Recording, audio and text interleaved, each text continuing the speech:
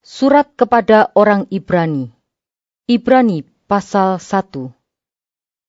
Setelah pada zaman dahulu Allah berulang kali dan dalam pelbagai cara berbicara kepada nenek moyang kita dengan perantaraan nabi-nabi. Maka pada zaman akhir ini Ia telah berbicara kepada kita dengan perantaraan anaknya yang telah Ia tetapkan sebagai yang berhak menerima segala yang ada. Oleh Dia, Allah telah menjadikan alam semesta. Ia adalah cahaya kemuliaan Allah dan gambar wujud Allah, dan menopang segala yang ada dengan firman-Nya yang penuh kekuasaan. Dan setelah Ia selesai mengadakan penyucian dosa, Ia duduk di sebelah kanan yang maha besar, di tempat yang tinggi, jauh lebih tinggi daripada malaikat-malaikat. Sama seperti nama yang dikaruniakan kepadanya, jauh lebih indah daripada nama mereka. Karena kepada siapakah di antara malaikat-malaikat itu pernah Ia katakan, Anakku engkau telah kuberanakkan pada hari ini.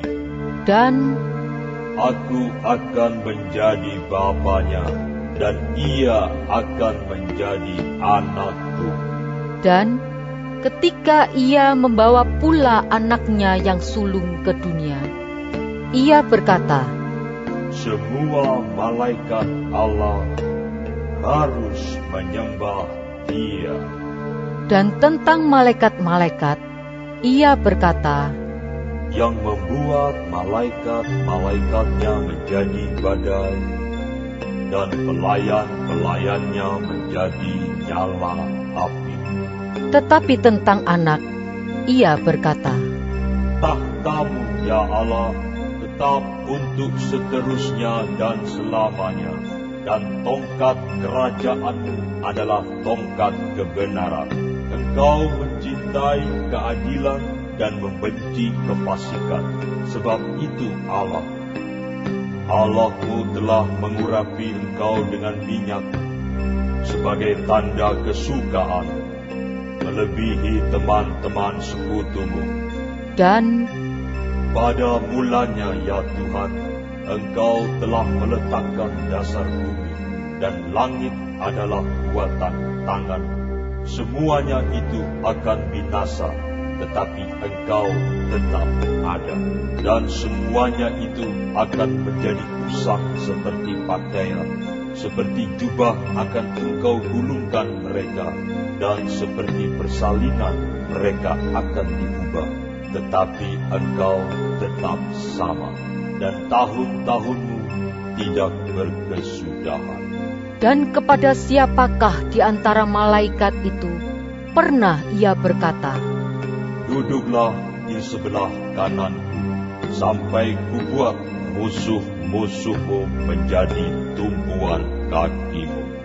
Bukankah mereka semua adalah roh-roh yang melayani, yang diutus untuk melayani mereka yang harus memperoleh keselamatan? Ibrani pasal 2. Karena itu harus lebih teliti kita memperhatikan apa yang telah kita dengar, supaya kita jangan hanyut di bawah arus. Sebab kalau firman yang dikatakan dengan perantaraan malaikat-malaikat tetap berlaku, dan setiap pelanggaran dan ketidaktaatan mendapat balasan yang setimpal, bagaimanakah kita akan luput jikalau kita menyia-nyiakan keselamatan yang sebesar itu, yang mula-mula diberitakan oleh Tuhan dan oleh mereka yang telah mendengarnya kepada kita dengan cara yang dapat dipercayai. Sedangkan Allah meneguhkan kesaksian mereka oleh tanda-tanda dan mujizat-mujizat, dan oleh berbagai-bagai penyataan kekuasaan dan karunia Roh Kudus yang dibagi-bagikannya menurut kehendaknya. Sebab bukan kepada malaikat-malaikat telah ia taklukkan dunia yang akan datang, yang kita bicarakan ini. Ada orang yang pernah memberi kesaksian di dalam suatu nas, katanya, "Apakah manusia, sehingga engkau mengingatnya, atau anak manusia, sehingga engkau mengindahkannya? Namun engkau telah membuatnya untuk waktu yang singkat, sedikit lebih rendah daripada malaikat-malaikat, dan telah memahkotainya dengan kemuliaan dan hormat.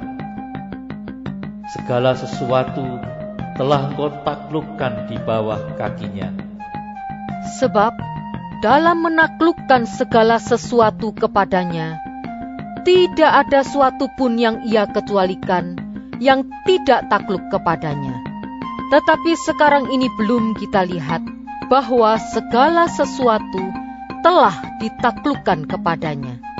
Tetapi Dia yang untuk waktu yang singkat dibuat sedikit lebih rendah daripada malaikat-malaikat, yaitu Yesus, kita lihat yang oleh karena penderitaan maut dimahkotai dengan kemuliaan dan hormat, supaya oleh kasih karunia Allah ia mengalami maut bagi semua manusia. Sebab memang sesuai dengan keadaan Allah, yang baginya dan olehnya segala sesuatu dijadikan, yaitu Allah yang membawa banyak orang kepada kemuliaan, juga menyempurnakan Yesus, yang memimpin mereka kepada keselamatan dengan penderitaan.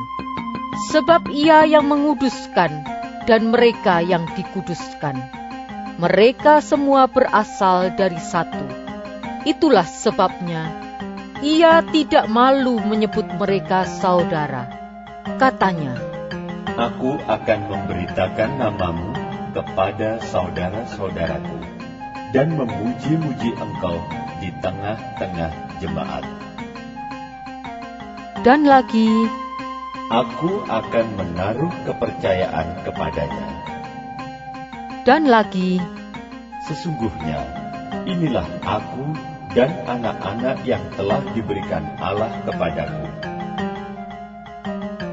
karena anak-anak itu adalah anak-anak dari darah dan daging, maka Ia juga menjadi sama dengan mereka dan mendapat bagian dalam keadaan mereka, supaya oleh kematiannya Ia memusnahkan dia, yaitu iblis yang berkuasa atas maut, dan supaya dengan jalan demikian Ia membebaskan mereka yang seumur hidupnya berada dalam perhambaan oleh karena takutnya kepada maut.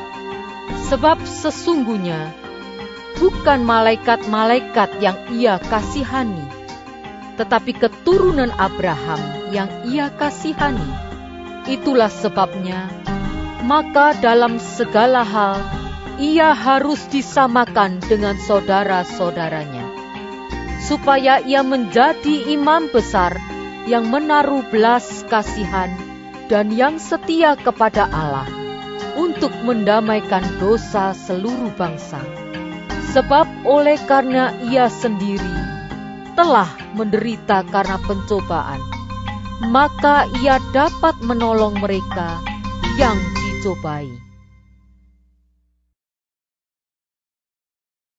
Ibrani pasal 3.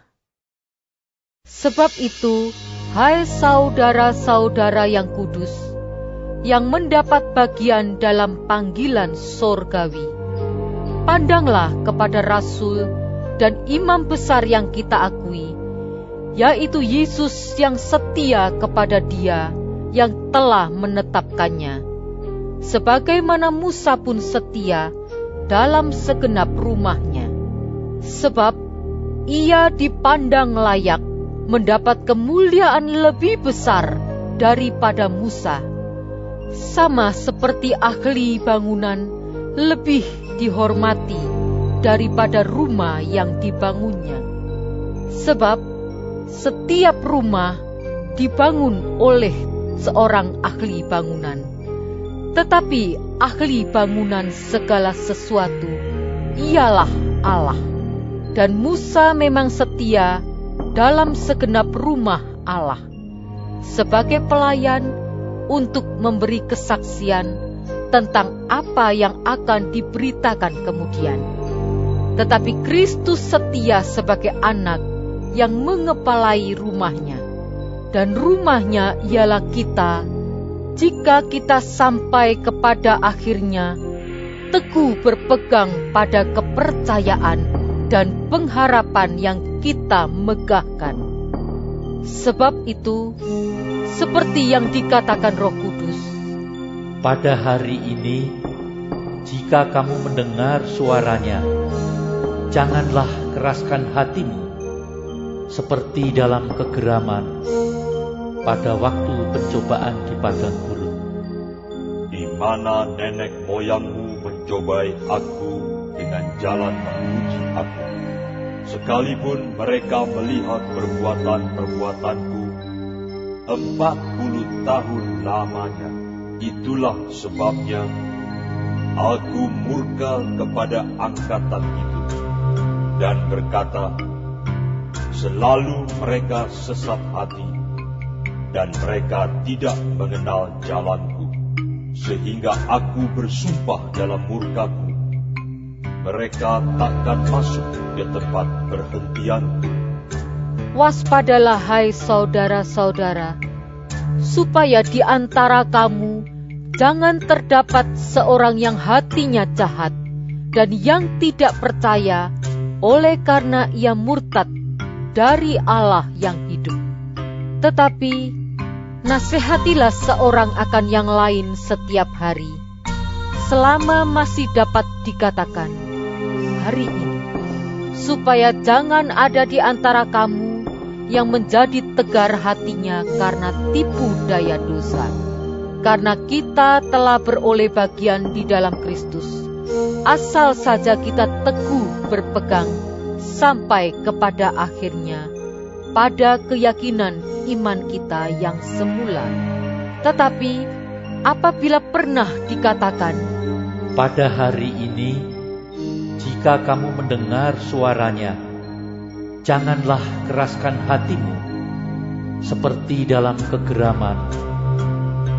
Siapakah mereka yang membangkitkan amarah Allah, sekalipun mereka mendengar suaranya?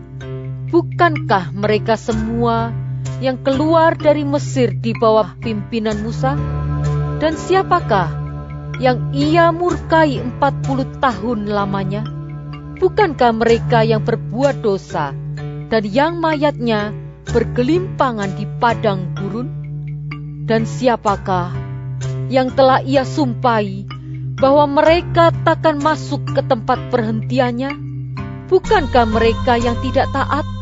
Demikianlah kita lihat bahwa mereka tidak dapat masuk oleh karena ketidakpercayaan mereka.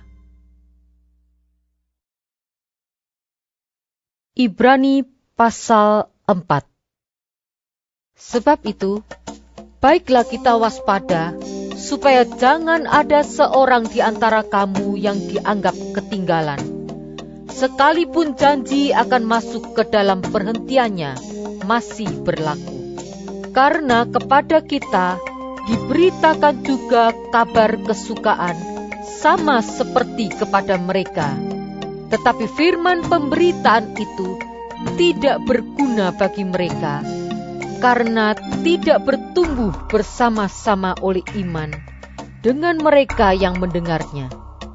Sebab kita yang beriman akan masuk ke tempat perhentian, seperti yang ia katakan.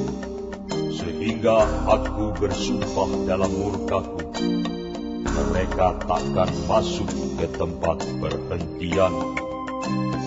sekalipun pekerjaannya sudah selesai sejak dunia dijadikan.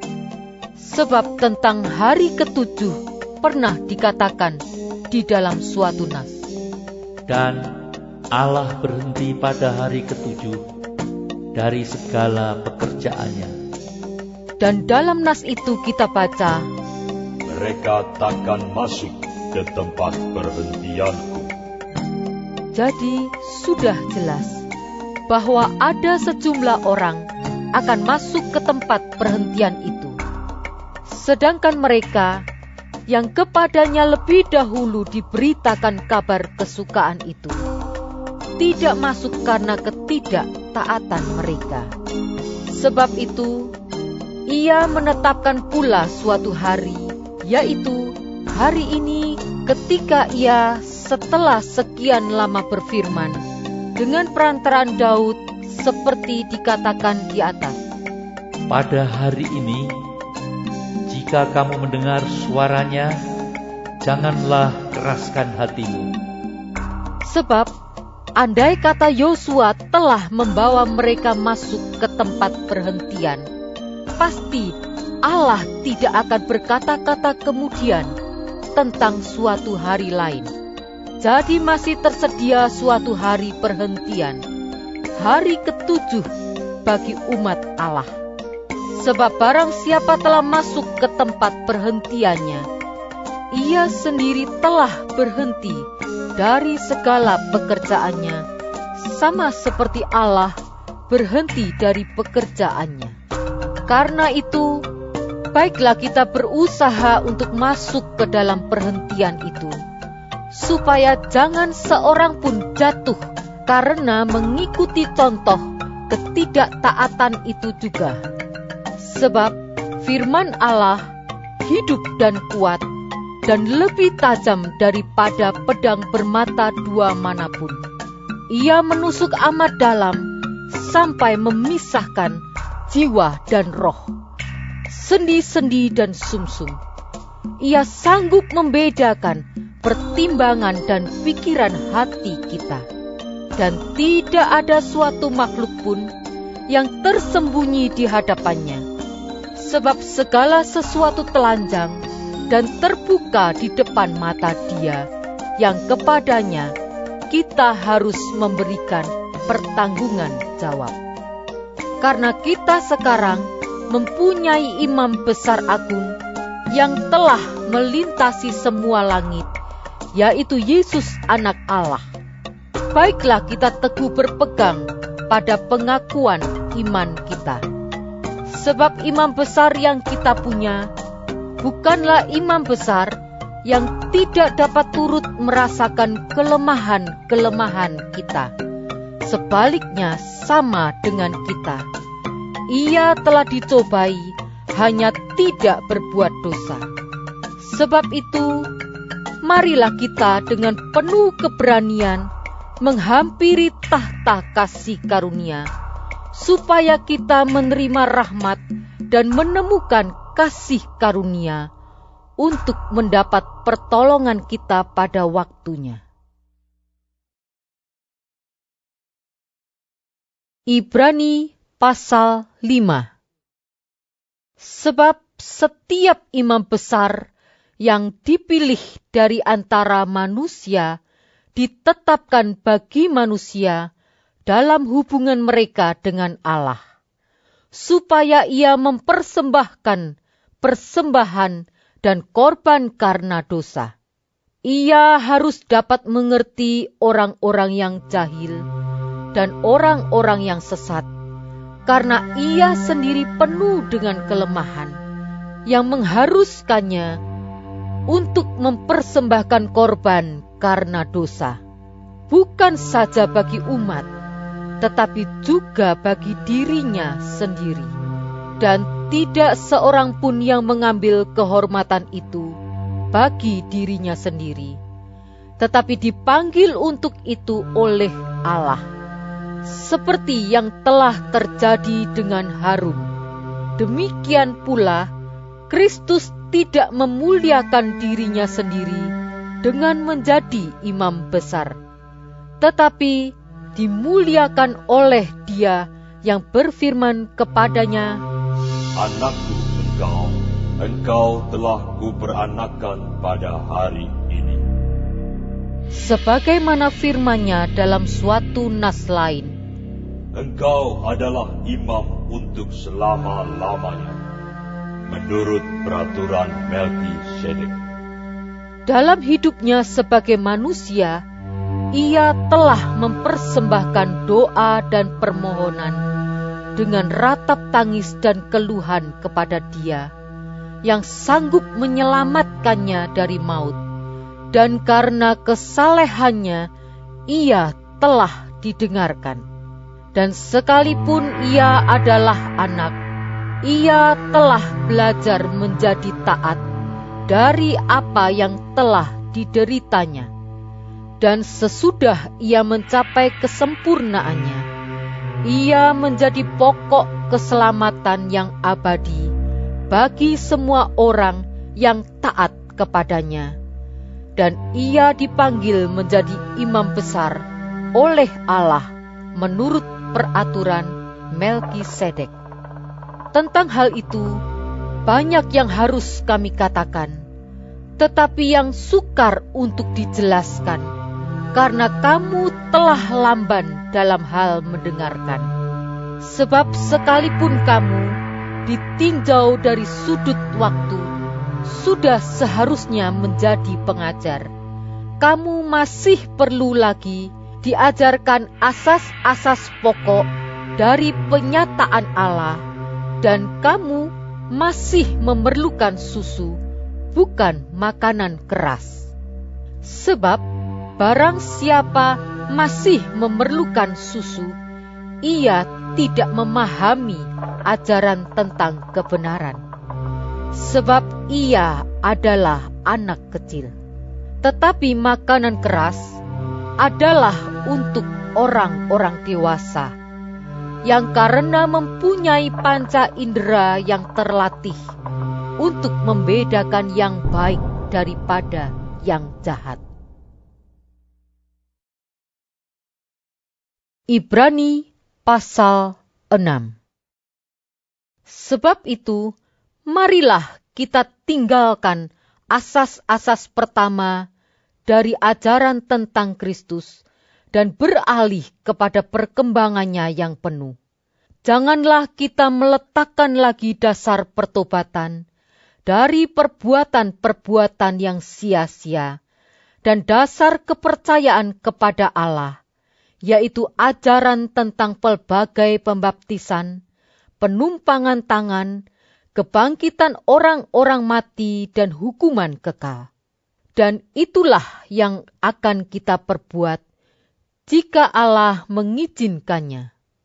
Sebab mereka yang pernah diterangi hatinya, yang pernah mengecap karunia surgawi, dan yang pernah mendapat bagian dalam Roh Kudus, dan yang mengecap firman yang baik dari Allah, dan karunia-karunia dunia yang akan datang.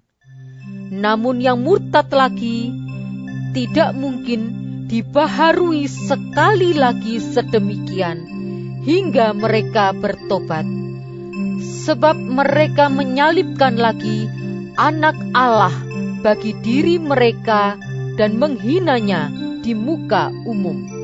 Sebab tanah yang menghisap air hujan yang sering turun ke atasnya, dan yang menghasilkan tumbuh-tumbuhan yang berguna bagi mereka yang mengerjakannya, menerima berkat dari Allah. Tetapi jikalau tanah itu menghasilkan semak duri dan rumput duri, tidaklah ia berguna, dan sudah dekat pada kutuk yang berakhir dengan pembakaran. Tetapi hai saudara-saudaraku yang kekasih, sekalipun kami berkata demikian tentang kamu, kami yakin bahwa kamu memiliki sesuatu yang lebih baik, yang mengandung keselamatan. Sebab Allah bukan tidak adil, sehingga Ia lupa akan pekerjaanmu dan kasihmu, yang kamu tunjukkan terhadap namanya oleh pelayanan kamu kepada orang-orang kudus yang masih kamu lakukan sampai sekarang. Tetapi kami ingin supaya kamu masing-masing menunjukkan kesungguhan yang sama untuk menjadikan pengharapanmu suatu milik yang pasti sampai pada akhirnya, agar kamu jangan menjadi lamban, tetapi menjadi penurut-penurut mereka yang oleh iman dan kesabaran mendapat bagian dalam apa yang dijanjikan Allah. Sebab ketika Allah memberikan janjinya kepada Abraham, ia bersumpah demi dirinya sendiri, karena tidak ada orang yang lebih tinggi daripadanya. Katanya, Sesungguhnya, aku akan memberkati engkau berlimpah-limpah, dan akan membuat engkau sangat banyak. Abraham menanti dengan sabar, dan dengan demikian ia memperoleh apa yang dijanjikan kepadanya. Sebab manusia bersumpah demi orang yang lebih tinggi, dan sumpah itu menjadi suatu pengokohan baginya, yang mengakhiri segala bantahan.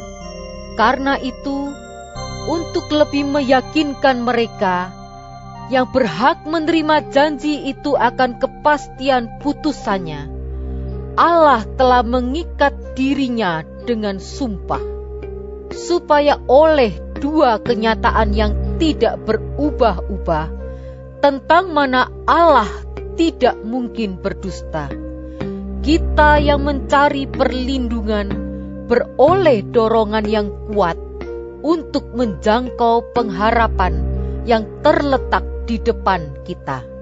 Pengharapan itu adalah sauh yang kuat dan aman bagi jiwa kita, yang telah dilabuhkan sampai ke belakang tabir, di mana Yesus telah masuk sebagai perintis bagi kita ketika ia menurut peraturan Melkisedek menjadi imam besar sampai selama-lamanya. Ibrani pasal 7. Sebab Melkisedek adalah Raja Salem dan imam Allah yang maha tinggi. Ia pergi menyongsong Abraham ketika Abraham kembali dari mengalahkan raja-raja dan memberkati dia. Kepadanya pun Abraham memberikan 1/10 dari semuanya.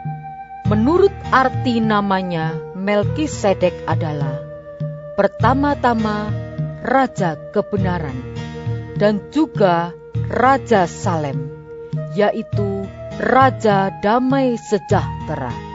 Ia tidak berbapa, tidak beribu, tidak bersilsilah, harinya tidak berawal, dan hidupnya tidak berkesudahan. Dan karena ia dijadikan sama dengan anak Allah, ia tetap menjadi imam sampai selama-lamanya. Camkanlah betapa besarnya orang itu yang kepadanya Abraham bapa leluhur kita memberikan 1/10 dari segala rampasan yang paling baik. Dan mereka dari anak-anak Lewi yang menerima jabatan imam mendapat tugas menurut hukum Taurat untuk memungut persepuluhan dari umat Israel, yaitu dari saudara-saudara mereka, sekalipun mereka ini juga adalah keturunan Abraham. Tetapi Melkisedek yang bukan keturunan mereka memungut persepuluhan dari Abraham dan memberkati dia, walaupun ia adalah pemilik janji. Memang tidak dapat disangkal bahwa yang lebih rendah diberkati oleh yang lebih tinggi. Dan di sini manusia-manusia fana menerima persepuluhan Dan di sana ia yang tentang dia diberi kesaksian bahwa ia hidup. Maka dapatlah dikatakan bahwa dengan perantaraan Abraham dipungut juga persepuluhan dari Lewi yang berhak menerima persepuluhan, sebab ia masih berada dalam tubuh bapa leluhurnya ketika Melkisedek menyongsong bapa leluhurnya itu. Karena itu, andai kata oleh imamat Lewi telah tercapai kesempurnaan. Sebab karena imamat itu, umat Israel telah menerima Taurat.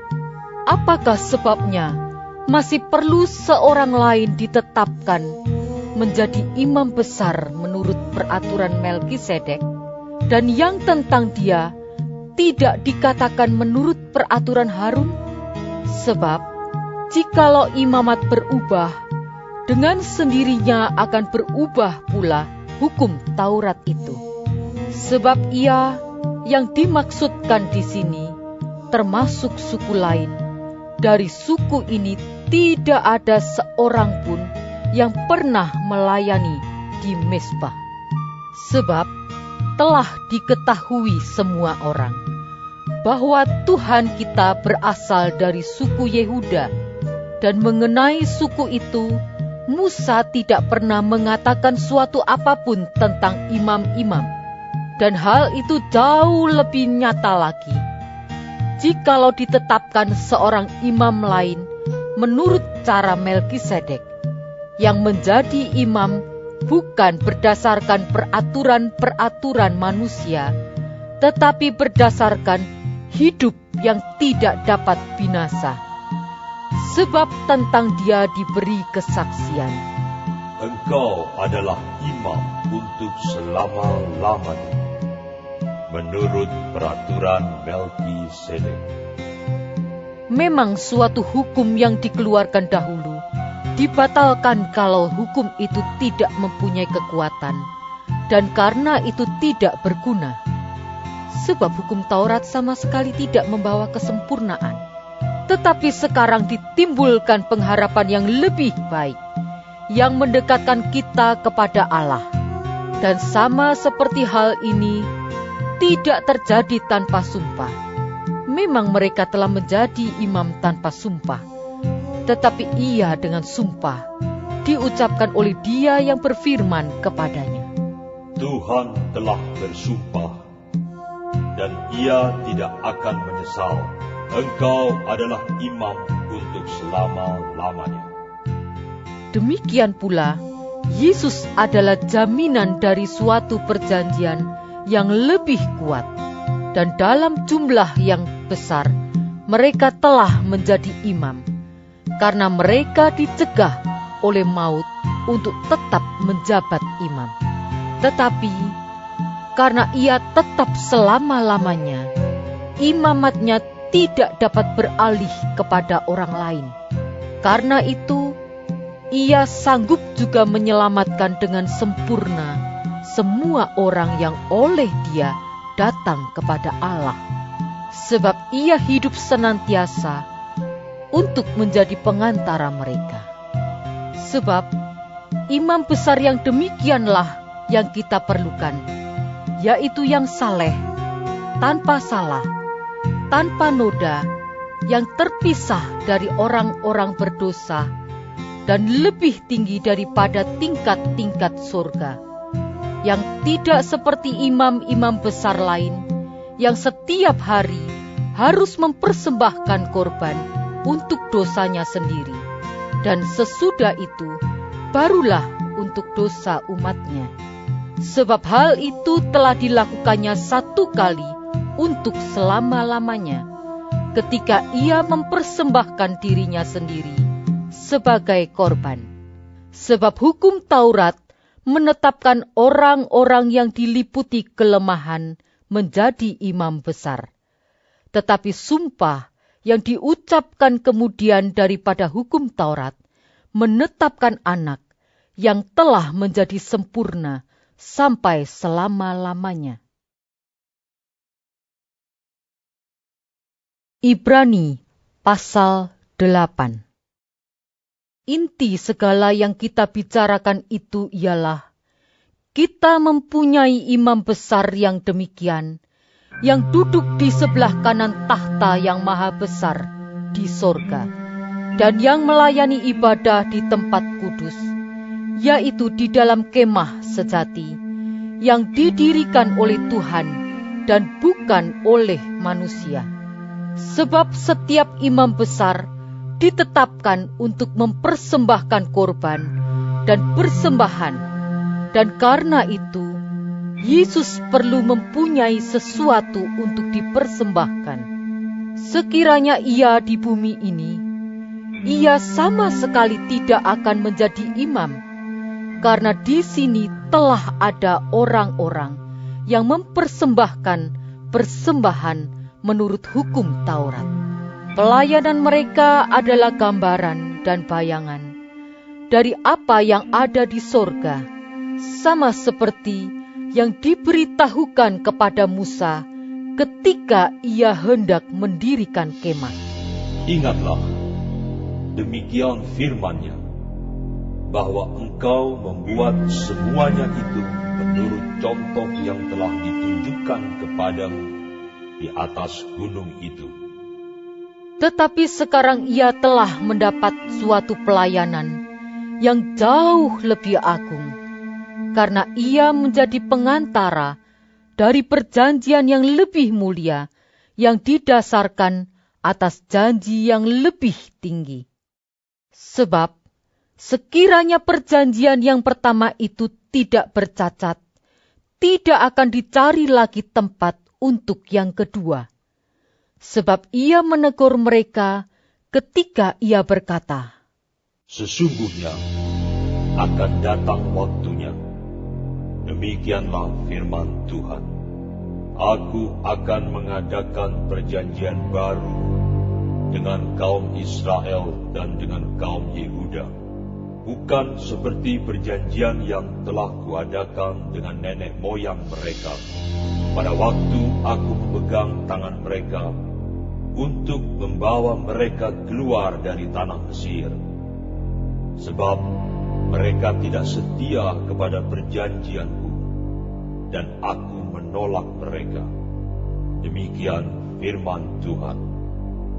Maka inilah perjanjian yang kuadakan dengan kaum Israel sesudah waktu itu. Demikianlah firman Tuhan. Aku akan menaruh hukumku dalam akal budi mereka, dan menuliskannya dalam hati mereka. Maka aku akan menjadi Allah mereka, dan mereka akan menjadi umatku. Dan mereka tidak akan mengajar lagi sesama warganya, atau sesama saudaranya dengan mengatakan, Kenalah Tuhan. Sebab mereka semua, besar kecil, akan mengenal aku. Sebab aku akan menaruh belas kasihan terhadap kesalahan mereka, dan tidak lagi mengingat dosa-dosa mereka. oleh karena ia berkata-kata tentang perjanjian yang baru, ia menyatakan yang pertama sebagai perjanjian yang telah menjadi tua, dan apa yang telah menjadi tua dan usang telah dekat kepada kemusnahannya. Ibrani pasal 9. Memang perjanjian yang pertama juga mempunyai peraturan-peraturan untuk ibadah dan untuk tempat kudus buatan tangan manusia. Sebab ada dipersiapkan suatu kemah, yaitu bagian yang paling depan, dan di situ terdapat kaki dian dan meja dengan roti sajian. Bagian ini disebut tempat yang kudus. Di belakang tirai yang kedua, terdapat suatu kemah lagi yang disebut tempat yang maha kudus. Di situ terdapat mezbah pembakaran ukupan dari emas, dan tabut perjanjian yang seluruhnya disalut dengan emas. Di dalam tabut perjanjian itu tersimpan buli-buli emas berisi mana, tongkat Harun yang pernah bertunas, dan loh-loh batu yang bertuliskan perjanjian, dan di atasnya kedua kerub kemuliaan yang menaungi tutup pendamaian. Tetapi hal ini tidak dapat kita bicarakan sekarang secara terperinci. Demikianlah caranya tempat yang kudus itu diatur.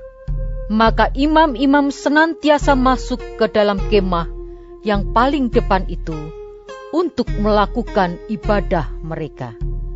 Tetapi ke dalam kemah yang kedua, hanya imam besar saja yang masuk sekali setahun, dan harus dengan darah yang ia persembahkan karena dirinya sendiri dan karena pelanggaran-pelanggaran yang dibuat oleh umatnya dengan tidak sadar.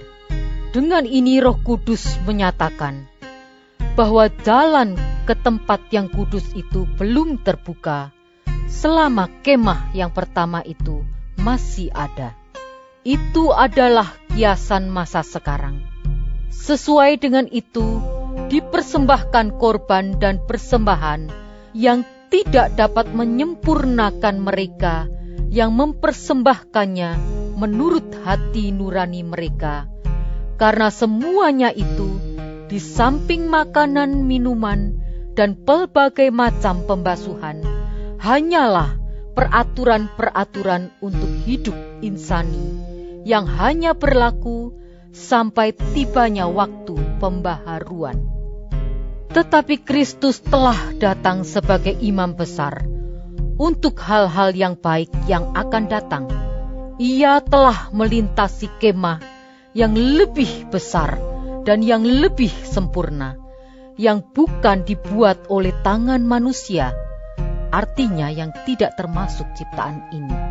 Dan ia telah masuk satu kali untuk selama-lamanya ke dalam tempat yang kudus, bukan dengan membawa darah domba jantan dan darah anak lembu, tetapi dengan membawa darahnya sendiri.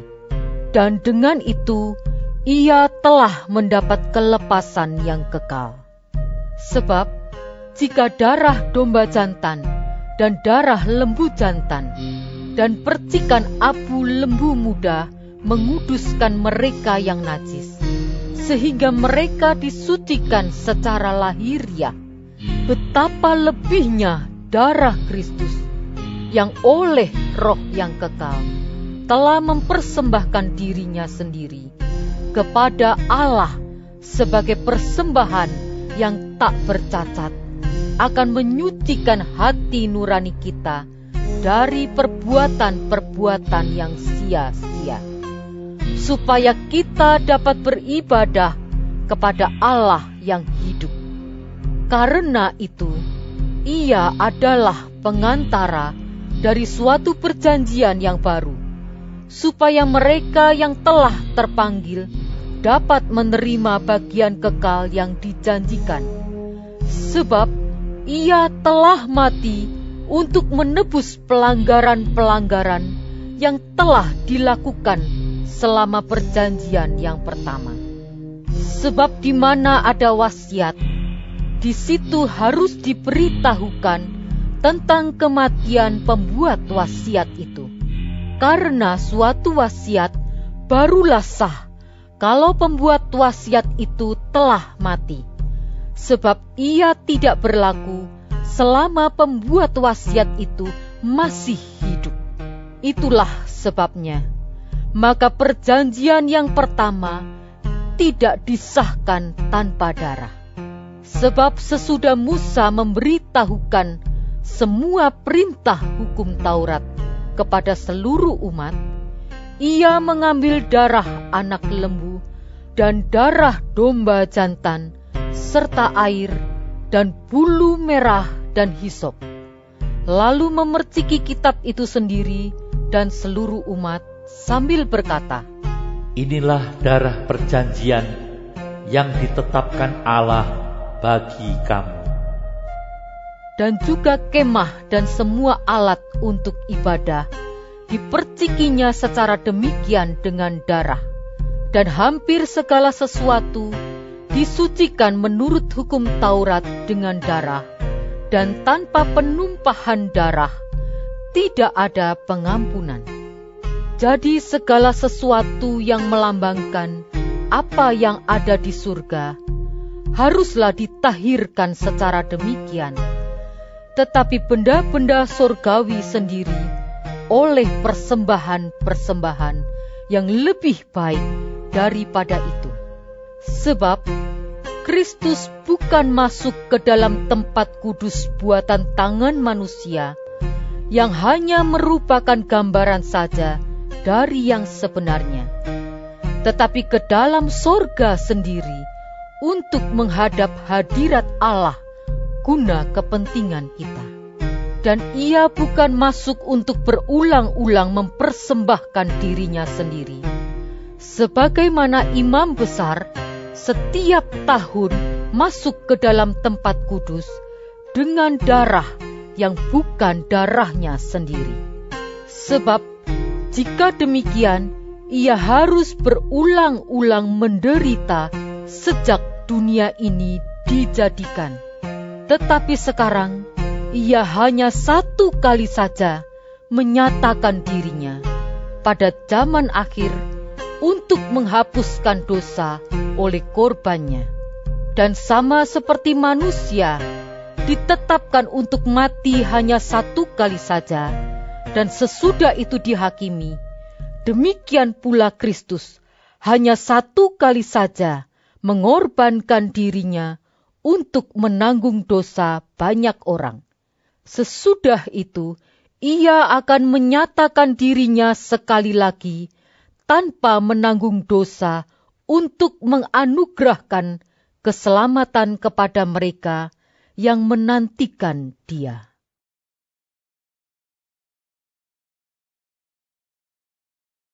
Ibrani pasal 10.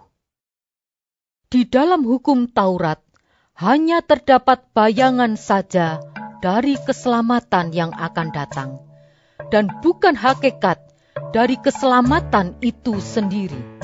Karena itu, dengan korban yang sama, yang setiap tahun terus-menerus dipersembahkan, hukum Taurat tidak mungkin menyempurnakan mereka yang datang mengambil bagian di dalamnya.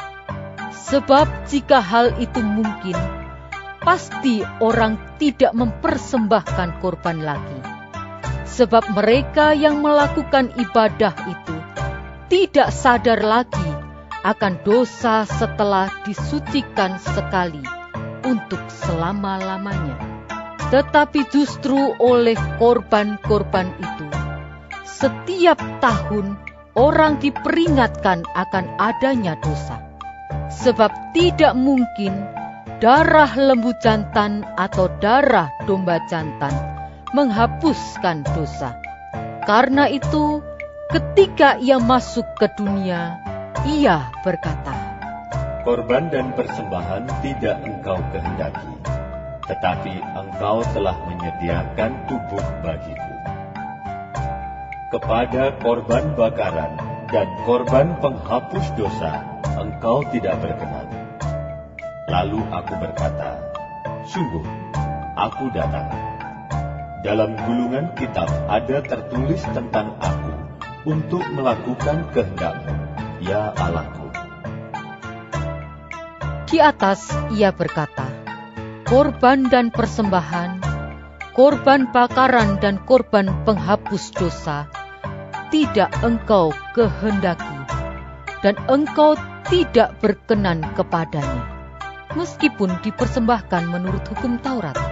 Dan kemudian katanya, sungguh, aku datang untuk melakukan kehendak-Mu. Yang pertama ia hapuskan, supaya menegakkan yang kedua. Dan karena kehendak-Nya inilah, kita telah dikuduskan satu kali untuk selama-lamanya oleh persembahan tubuh Yesus Kristus. Selanjutnya, setiap imam melakukan tiap setiap hari pelayanannya dan berulang-ulang mempersembahkan korban yang sama sekali tidak dapat menghapuskan dosa. Tetapi ia, setelah mempersembahkan hanya satu korban saja karena dosa, ia duduk untuk selama-lamanya di sebelah kanan Allah. Dan sekarang ia hanya menantikan saatnya di mana musuh-musuhnya akan dijadikan tumpuan kakinya. Sebab oleh satu korban saja ia telah menyempurnakan untuk selama-lamanya mereka yang ia kuduskan. Dan tentang hal itu, Roh Kudus juga memberi kesaksian kepada kita. Sebab setelah ia berfirman, "Inilah perjanjian yang akan kuadakan dengan mereka sesudah waktu itu." Ia berfirman pula, "Aku akan menaruh hukumku di dalam hati mereka dan menuliskannya dalam akal budi mereka. Dan aku tidak lagi mengingat dosa-dosa dan kesalahan mereka." Jadi, apabila untuk semuanya itu ada pengampunan, tidak perlu lagi dipersembahkan korban karena dosa. Jadi, saudara-saudara, oleh darah Yesus, kita sekarang penuh keberanian dapat masuk ke dalam tempat kudus. Karena ia telah membuka jalan yang baru dan yang hidup bagi kita melalui tabir, yaitu dirinya sendiri.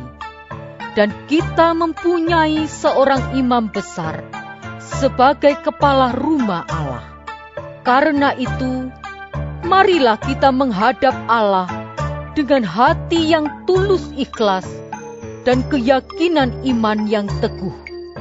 Oleh karena hati kita telah dibersihkan dari hati nurani yang jahat, dan tubuh kita telah dibasuh dengan air yang murni.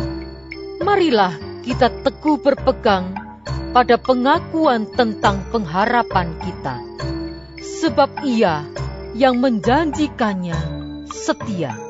Dan marilah kita saling memperhatikan, supaya kita saling mendorong dalam kasih dan dalam pekerjaan baik.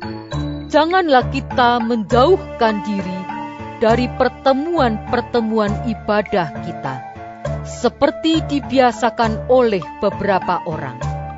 Tetapi marilah kita saling menasehati dan semakin giat melakukannya menjelang hari Tuhan yang mendekat. Sebab jika kita sengaja berbuat dosa sesudah memperoleh pengetahuan tentang kebenaran, maka tidak ada lagi korban untuk menghapus dosa itu. Tetapi yang ada ialah kematian yang mengerikan akan penghakiman dan api yang dahsyat yang akan menghanguskan semua orang durhaka. Jika ada orang yang menolak hukum Musa, ia dihukum mati tanpa belas kasihan atas keterangan 2 atau 3 orang saksi. Betapa lebih beratnya hukuman yang harus dijatuhkan atas dia yang menginjak-injak anak Allah, yang menganggap najis darah perjanjian, yang menguduskannya, dan yang menghina roh kasih karunia. Sebab kita mengenal Dia yang berkata, "Pembalasan adalah hakku. Akulah yang akan menuntut pembalasan." Dan lagi, Tuhan akan menghakimi umat-Nya. ngeri benar kalau jatuh ke dalam tangan Allah yang hidup. Ingatlah akan masa yang lalu. Sesudah kamu menerima terang, kamu banyak menderita oleh karena kamu bertahan dalam perjuangan yang berat. baik waktu kamu dijadikan tontonan oleh cercaan dan penderitaan, maupun waktu kamu mengambil bagian dalam penderitaan mereka yang diperlakukan sedemikian. Memang kamu telah turut mengambil bagian dalam penderitaan orang-orang hukuman.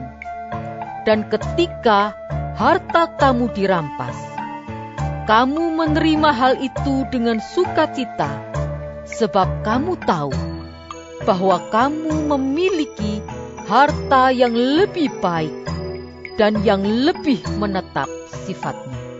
Sebab itu, janganlah kamu melepaskan kepercayaanmu, karena besar upah yang menantinya. Sebab kamu memerlukan ketekunan, supaya sesudah kamu melakukan kehendak Allah, kamu memperoleh apa yang dijanjikan itu. Sebab sedikit, bahkan sangat sedikit waktu lagi, dan Ia yang akan datang sudah akan ada, tanpa menangguhkan kedatangannya.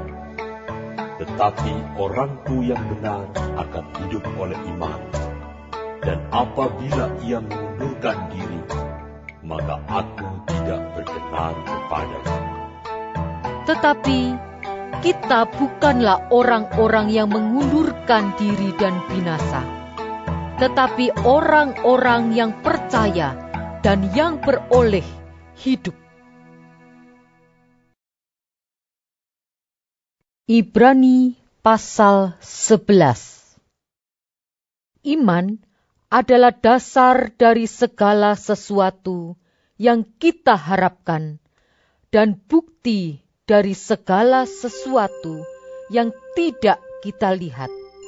Sebab oleh imanlah telah diberikan kesaksian kepada nenek moyang kita. Karena iman kita mengerti bahwa alam semesta telah dijadikan oleh firman Allah, sehingga apa yang kita lihat telah terjadi dari apa yang tidak dapat kita lihat. Karena iman, Habel telah mempersembahkan kepada Allah korban yang lebih baik daripada korban Kain.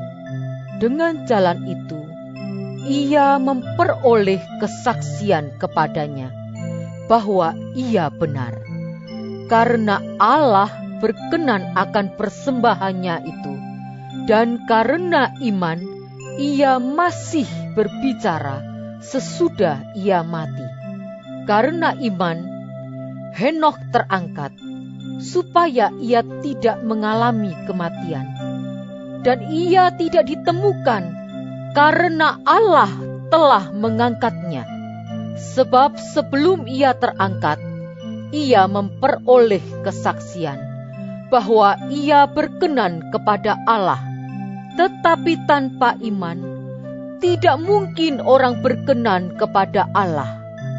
Sebab barang siapa berpaling kepada Allah, ia harus percaya bahwa Allah ada, dan bahwa Allah memberi upah kepada orang yang sungguh-sungguh mencari Dia.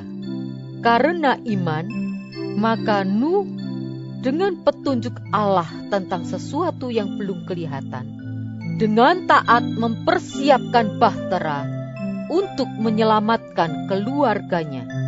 Dan karena iman itu, ia menghukum dunia, dan ia ditentukan untuk menerima kebenaran sesuai dengan imannya. Karena iman, Abraham taat ketika ia dipanggil untuk berangkat ke negeri yang akan diterimanya menjadi milik pusakanya. Lalu ia berangkat dengan tidak mengetahui tempat yang ia tujui.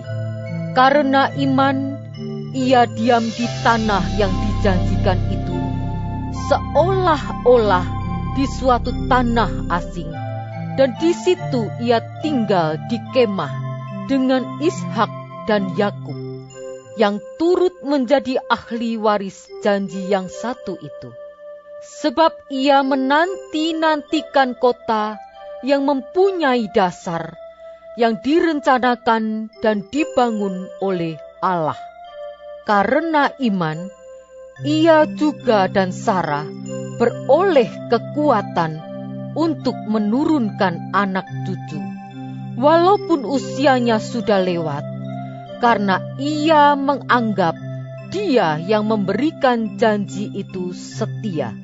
Itulah sebabnya, maka dari satu orang, malahan orang yang telah mati pucuk, terpancar keturunan besar, seperti bintang di langit dan seperti pasir di tepi laut, yang tidak terhitung banyaknya.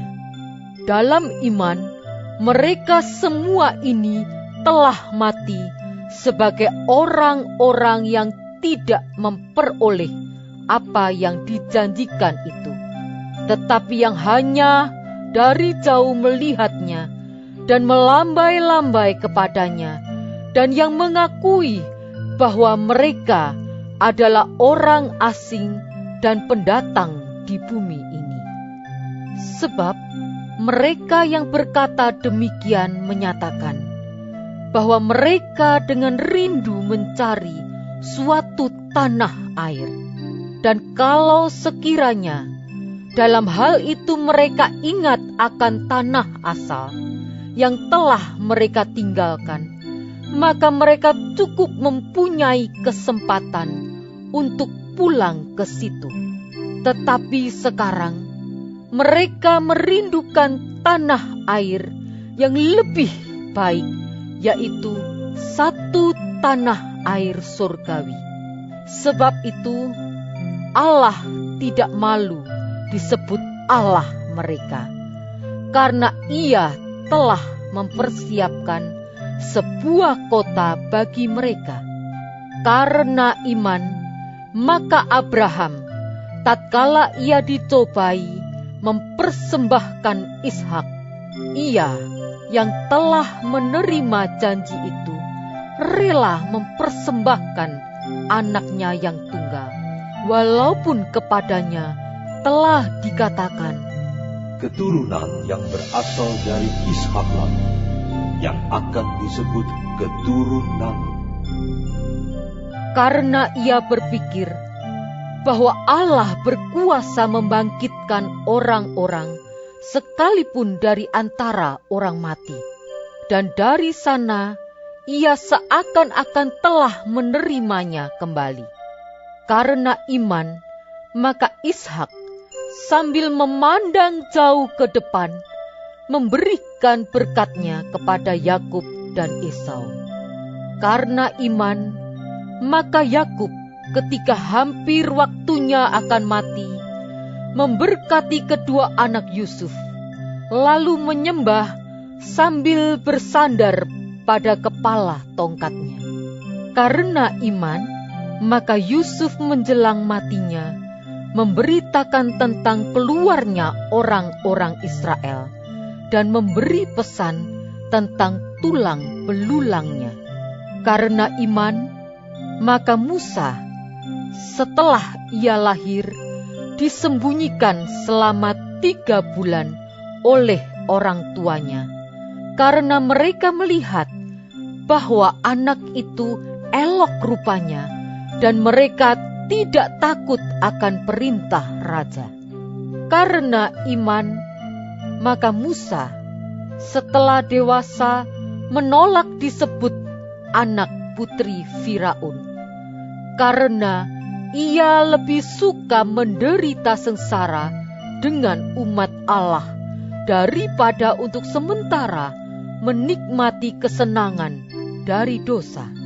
Ia menganggap penghinaan karena Kristus sebagai kekayaan yang lebih besar daripada semua harta Mesir, sebab pandangannya ia arahkan kepada upah. Karena iman, maka ia telah meninggalkan Mesir dengan tidak takut akan murka raja. Ia bertahan sama seperti ia melihat apa yang tidak kelihatan. Karena iman, maka ia mengadakan Paskah dan pemercikan darah, supaya pembinasa anak-anak sulung jangan menyentuh mereka. Karena iman, maka mereka telah melintasi Laut Merah sama seperti melintasi tanah kering. Sedangkan orang-orang Mesir tenggelam ketika mereka mencobanya juga. Karena iman, maka runtuhlah tembok-tembok Yeriko setelah kota itu dikelilingi 7 hari lamanya. Karena iman, maka Rahab, perempuan sundal itu, tidak turut binasa bersama-sama dengan orang-orang durhaka, karena ia telah menyambut pengintai-pengintai itu dengan baik. Dan apakah lagi yang harus aku sebut?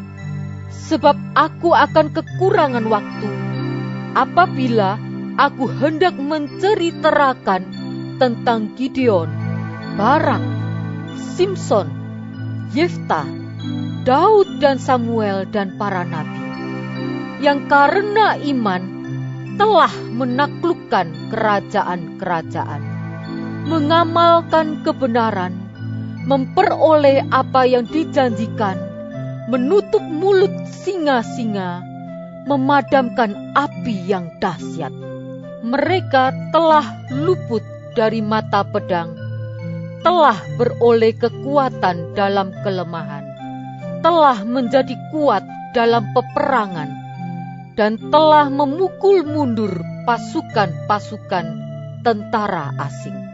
Ibu-ibu telah menerima kembali orang-orangnya yang telah mati, sebab dibangkitkan. Tetapi orang-orang lain membiarkan dirinya disiksa dan tidak mau menerima pembebasan, supaya mereka beroleh kebangkitan yang lebih baik. Ada pula yang diejek dan didera, bahkan yang dibelenggu dan dipenjarakan. Mereka dilempari, digergaji, dibunuh dengan pedang. Mereka mengembara dengan berpakaian kulit domba dan kulit kambing, sambil menderita kekurangan, kesesakan, dan siksaan. Dunia ini tidak layak bagi mereka. Mereka mengembara di padang gurun dan di pegunungan, dalam gua-gua dan celah-celah gunung. Dan mereka semua tidak memperoleh apa yang dijanjikan itu, sekalipun iman mereka telah memberikan kepada mereka suatu kesaksian yang baik. Sebab Allah telah menyediakan sesuatu yang lebih baik bagi kita. Tanpa kita, mereka tidak dapat sampai kepada kesempurnaan. Ibrani pasal 12. Karena kita mempunyai banyak saksi, bagaikan awan yang mengelilingi kita, marilah kita menanggalkan semua beban dan dosa yang begitu merintangi kita, dan berlomba dengan tekun dalam perlombaan yang diwajibkan bagi kita. Marilah kita melakukannya dengan mata yang tertuju kepada Yesus, yang memimpin kita dalam iman, dan yang membawa iman kita itu kepada kesempurnaan, yang dengan mengabaikan kehinaan, tekun memikul salib, ganti sukacita yang disediakan bagi Dia yang sekarang duduk di sebelah kanan tahta Allah. Ingatlah selalu akan Dia yang tekun menanggung bantahan yang sehebat itu terhadap dirinya, dari pihak orang-orang berdosa, supaya jangan kamu menjadi lemah dan putus asa. Dalam pergumulan kamu melawan dosa, kamu belum sampai mencucurkan darah, dan sudah lupakah kamu akan nasihat yang berbicara kepada kamu seperti kepada anak-anak? Hai anakku, janganlah anggap enteng didikan Tuhan, dan janganlah putus asa apabila engkau diperingatkannya. Karena Tuhan menghajar orang yang dikasihinya, dan Ia menyesah orang yang diakuinya sebagai anak. Jika kamu harus menanggung ganjaran, Allah memperlakukan kamu seperti anak. Di manakah terdapat anak yang tidak dihajar oleh ayahnya? Tetapi jikalau kamu bebas dari ganjaran yang harus diderita setiap orang, maka kamu bukanlah anak, tetapi anak-anak gampang. Selanjutnya, dari ayah kita yang sebenarnya, kita beroleh ganjaran, dan mereka kita hormati. Kalau demikian, bukankah kita harus lebih taat kepada Bapa segala roh, supaya kita boleh hidup? Sebab mereka mendidik kita dalam waktu yang pendek, sesuai dengan apa yang mereka anggap baik. Tetapi Dia menghajar kita untuk kebaikan kita, supaya kita beroleh bagian dalam kekudusannya. Memang tiap-tiap ganjaran pada waktu ia diberikan tidak mendatangkan sukacita, tetapi duka cita. Tetapi kemudian ia menghasilkan buah kebenaran yang memberikan damai kepada mereka yang dilatih olehnya. Sebab itu, kuatkanlah tangan yang lemah dan lutut yang goyah, dan luruskanlah jalan bagi kakimu, sehingga yang pincang jangan terpelecok, tetapi menjadi sembuh. Berusahalah hidup damai dengan semua orang, dan kejarlah kekudusan, sebab tanpa kekudusan tidak seorang pun akan melihat Tuhan. Jagalah supaya jangan ada seorang pun menjauhkan diri dari kasih karunia Allah, agar jangan tumbuh akar yang pahit, yang menimbulkan kerusuhan dan yang mencemarkan banyak orang. Janganlah ada orang yang menjadi cabul, atau yang mempunyai nafsu yang rendah seperti Esau, yang menjual hak kesulungannya untuk sepiring makanan. Sebab kamu tahu bahwa kemudian ketika ia hendak menerima berkat itu, ia ditolak, sebab ia tidak beroleh kesempatan untuk memperbaiki kesalahannya, sekalipun ia mencarinya dengan mencucurkan air mata. Sebab kamu tidak datang kepada gunung yang dapat disentuh dan api yang menyala-nyala, kepada kekelaman, kegelapan dan angin badai, kepada bunyi sangkakala dan bunyi suara yang membuat mereka yang mendengarnya memohon, supaya jangan lagi berbicara kepada mereka, sebab mereka tidak tahan mendengar perintah ini. Bahkan jika binatang pun yang menyentuh gunung, ia harus dilempari dengan batu. Dan sangat mengerikan pemandangan itu, sehingga Musa berkata, Aku sangat ketakutan dan sangat gemetar. Tetapi kamu sudah datang ke Bukit Sion, ke kota Allah yang hidup, Yerusalem surgawi, dan kepada beribu-ribu malaikat suatu kumpulan yang meriah, dan kepada jemaat anak-anak sulung yang namanya terdaftar di surga, dan kepada Allah yang menghakimi semua orang, dan kepada roh-roh orang-orang benar yang telah menjadi sempurna, dan kepada Yesus pengantara perjanjian baru, dan kepada darah pemercikan yang berbicara lebih kuat daripada darah Habel. Jagalah supaya kamu jangan menolak Dia yang berfirman.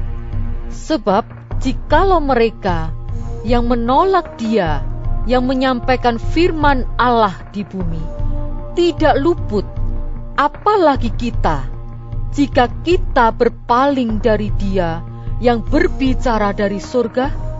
Waktu itu suaranya menggoncangkan bumi, tetapi sekarang Ia memberikan janji. Satu kali lagi, Aku akan menggoncangkan bukan hanya bumi saja, melainkan langit juga. Ungkapan satu kali lagi menunjuk kepada perubahan pada apa yang dapat digoncangkan, karena Ia dijadikan supaya tinggal tetap apa yang tidak tergoncangkan. Jadi, karena kita menerima kerajaan yang tidak tergoncangkan, marilah kita mengucap syukur dan beribadah kepada Allah menurut cara yang berkenan kepadanya dengan hormat dan takut. Sebab Allah kita adalah api yang menghanguskan. Ibrani pasal 13. Peliharalah kasih persaudaraan. Jangan kamu lupa memberi tumpangan kepada orang. Sebab dengan berbuat demikian, beberapa orang dengan tidak diketahuinya telah menjamu malaikat-malaikat. Ingatlah akan orang-orang hukuman, karena kamu sendiri juga adalah orang-orang hukuman. Dan ingatlah akan orang-orang yang diperlakukan sewenang-wenang, karena kamu sendiri juga masih hidup di dunia ini. Hendaklah kamu semua penuh hormat terhadap perkawinan, dan janganlah kamu mencemarkan tempat tidur, sebab orang-orang sundal dan pezinah akan dihakimi Allah. Janganlah kamu menjadi hamba uang, dan cukupkanlah dirimu dengan apa yang ada padamu, karena Allah telah berfirman, Aku sekali-kali tidak akan membiarkan engkau, dan Aku sekali-kali tidak akan meninggalkan engkau. Sebab itu, dengan yakin kita dapat berkata, Tuhan adalah penolongku. Aku tidak akan takut. Apakah yang dapat dilakukan manusia terhadap aku? Ingatlah akan pemimpin-pemimpin kamu yang telah menyampaikan firman Allah kepadamu. Perhatikanlah akhir hidup mereka, dan contohlah iman mereka. Yesus Kristus tetap sama, baik kemarin maupun hari ini dan sampai selama-lamanya. Janganlah kamu disesatkan oleh berbagai-bagai ajaran asing. Sebab yang baik ialah bahwa hati kamu diperkuat dengan kasih karunia, dan bukan dengan pelbagai makanan yang tidak memberi faedah kepada mereka yang menuruti aturan-aturan makanan macam itu. Kita mempunyai suatu mezbah, dan orang-orang yang melayani kemah tidak boleh makan dari apa yang di dalamnya.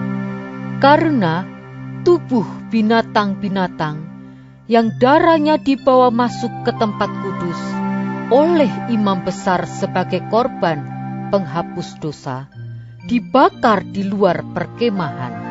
Itu jugalah sebabnya Yesus telah menderita di luar pintu gerbang untuk menguduskan umatnya dengan darahnya sendiri. Karena itu, marilah kita pergi kepadanya di luar perkemahan dan menanggung kehinaannya. Sebab di sini kita tidak mempunyai tempat tinggal yang tetap. Kita mencari kota yang akan datang. Sebab itu, marilah kita oleh Dia senantiasa mempersembahkan korban syukur kepada Allah, yaitu ucapan bibir yang memuliakan nama-Nya. Dan janganlah kamu lupa berbuat baik dan memberi bantuan, sebab korban-korban yang demikianlah yang berkenan kepada Allah. Taatilah pemimpin-pemimpinmu dan tunduklah kepada mereka, sebab mereka berjaga-jaga atas jiwamu sebagai orang-orang yang harus bertanggung jawab atasnya. Dengan jalan itu, mereka akan melakukannya dengan gembira, bukan dengan keluh kesah, sebab hal itu tidak akan membawa keuntungan bagimu. Berdoalah terus untuk kami, sebab kami yakin bahwa hati nurani kami adalah baik, karena di dalam segala hal kami menginginkan suatu hidup yang baik. Dan secara khusus, aku menasihatkan kamu agar kamu melakukannya, supaya aku lebih lekas dikembalikan kepada kamu. Maka Allah damai sejahtera, yang oleh darah perjanjian yang kekal, telah membawa kembali dari antara orang mati Gembala Agung segala domba, yaitu Yesus Tuhan kita, kiranya memperlengkapi kamu dengan segala yang baik, untuk melakukan kehendak-Nya dan mengerjakan di dalam kita apa yang berkenan kepadanya oleh Yesus Kristus. Bagi Dialah kemuliaan sampai selama-lamanya. Amin. Dan aku menasihatkan kamu saudara-saudara, supaya kata-kata nasihat ini kamu sambut dengan rela hati. Sekalipun pendek saja suratku ini kepada kamu, ketahuilah bahwa Timotius saudara kita telah berangkat. Segera sesudah ia datang, aku akan mengunjungi kamu bersama-sama dengan dia. Sampaikanlah salam kepada semua pemimpin kamu dan semua orang kudus. Terimalah salam dari saudara-saudara di Italia. Kasih karunia menyertai kamu sekalian.